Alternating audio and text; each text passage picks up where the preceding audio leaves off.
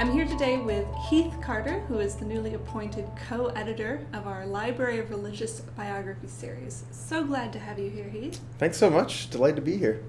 So the Library of Religious Biography is nothing new for us. It's a series of really quality biographies that analyze the religious aspects of famous people. Yeah. But you are new to the series. Yes. Can you tell us something about yourself? Sure. So I'm a historian myself. I teach modern United States history at Valparaiso University in Northwest Indiana, and have had a wide-ranging interests in American religious history. So, at Valpo I teach on everything from race to Chicago history to just a broad survey course on American religious history. And then I write a lot about kind of the intersection of Christianity and capitalism in United States history. So last year I published a book called Union Made: Working People and the Rise of Social Christianity in Chicago. So wide-ranging interests and really excited to be a part of this series, which has a great track record and I think a really bright future ahead. Yeah, I think so. What's it like for you personally to be working with Mark Noll on this going forward?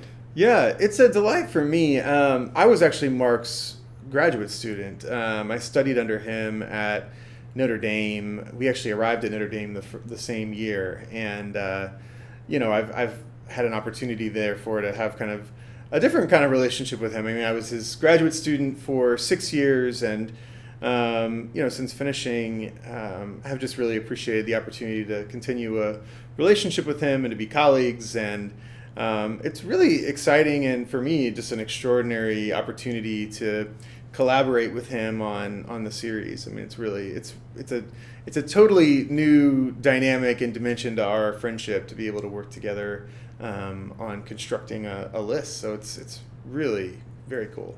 Yeah, this series is really interesting and unique in so many ways. I mean, Christian biographies, of course, are nothing new, but this series is so courageous in that it takes both people who are well known for their deep faith, like Charles Wesley and Fanny Crosby, but then there are mixed in people that you wouldn't normally associate as being, believers or even religious at all. Sure. Thinking here of Thomas Jefferson or Emily Dickinson. Right. And then, of course, there's the H.L. Mencken biography. Right. It's coming out this fall. It's he's exciting. A vehement agnostic. Yeah. So what's going on here? What's the thread that ties all these books and people together? Yeah. Well, I think they're interesting character studies, first of all, right? I mean, part of what's so appealing about biography, I mean, I think there's something about the genre itself that pulls people in. It's a great way to tell bigger stories. If you're talking about an important person like a Thomas Jefferson, there's obviously a kind of intrinsic interest in him as the third president and author of the Declaration of Independence. And so, giving some insight into his kind of religious thought and religious life, people are going to be sort of naturally pulled into that. But even with lesser known figures, I think there's often an opportunity in those kinds of biographies to both bring people into someone's life, and you'll find that even ordinary people have actually very interesting lives in many cases, but also to use that person as a window into kind of broader trends and broader aspects of the period in which they lived. So I think people write biographies very differently. There's a lot of kind of room within the genre to write different kinds of books, and I think that's reflected in the series. So with someone like Mencken, I mean, I'm excited to have that book out on the shelves. I mean, I think it's really interesting. I mean, he's on the one hand known as someone who's sort of hostile to traditional Christianity, but on the other hand, he's perhaps best known for his religious commentary. I mean, his whole role in the Scopes trial and taking on William Jennings Bryan. So, I'm confident that Daryl Hart's going to sort of weave a pretty fascinating tale of the religious story of H.L. Mencken. I think it's a story that hasn't been told yet. Yeah, I mean, that one, The Life and Religious Times. Mm-hmm. He himself was not particularly religious, but through him, we can understand the religious life in America in the first part of the 20th century in a new way. That's right. And, and that's one of the things about, I think is so exciting about this series. I mean, one of the earlier books in the series, an award-winning book by Skip Stout on George Whitefield, did the same thing where, he latched on to a character as a fascinating and important character in early American religious history, but also used Whitefield to tell this bigger story about the emergence of kind of revival preaching alongside marketing, new kinds of marketing and new ways of getting the word out about what God's doing in the transatlantic world. So, from very early on, I think the books in this series have done a really nice job of both telling a captivating story about an important individual and capturing these bigger, really kind of history-changing moments and trends in the times that they lived. Mm-hmm. Because, of course, the history of religion in America isn't something that you can study as a separate subject from just the grander story of American history. That's right. And that's something that, as an American religious historian, kind of coming into the academy in this moment is just a really exciting time, because it was, a generation ago, actually, when Mark Noll kind of made his way into the academy.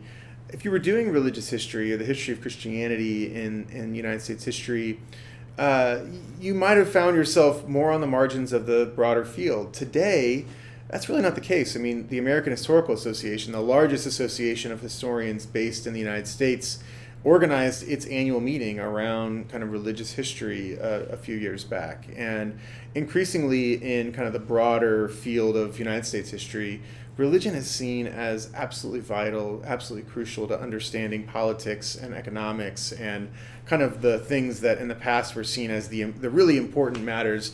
It's now very clear, I think, to people kind of all across the field that if you want to understand those things, you've really got to understand religion.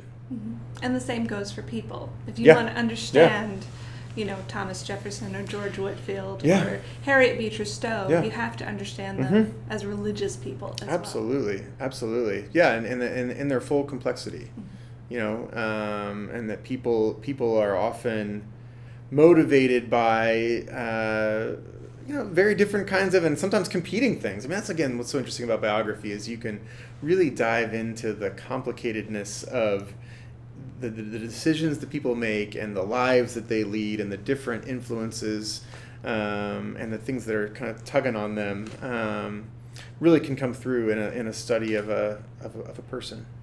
Of course, there are a ton of good books in this series, but I have to ask, do you have a favorite? Oh, I was afraid you were going to put me on the spot. That's a tough one. A lot of great books in this series. I think that Stout biography of Whitefield is still one of my favorites. It's just a riveting story about an important person that I think, when that book was published, it was really kind of ahead of its time in, combining this interest in revivalism with a kind of cultural history of, like I said, marketing in early America. It's something we think of that as being like a late 20th century thing, but it really goes all the way back. So, that's a favorite. But I mean, there's so many good books. I mean, I think I really enjoy Chris Evans' biography of Walter Rauschenbusch, an important social gospeler from the early 20th century. I love some of the Gaustad biographies of Jefferson. I mean, and even this new biography of Harriet Beecher Stowe. I mean, I think just a lot of really interesting people covered in the series. Books on Thomas Merton. I mean, so I could go on and on. I mean, there's so many good books. So many good books. I think it's actually kind of reassuring to think that you don't actually have a favorite. They're all your favorite? Yeah. And I'm really excited about, where we're going with the series. And I think, just even since coming on board, it's evident that the series has a very good reputation in the field and it's very widely known. And I think there's a lot of interest in both publishing biographies and publishing it in this series, which has this great track record. Can you give us a little hint of what's coming down? Oh wow! Well, I mean, nothing sure yet, but we've been talking to people about figures ranging from biographies of Stephen Colbert and of John Foster Dulles, a very important kind of statesman in the mid 20th century.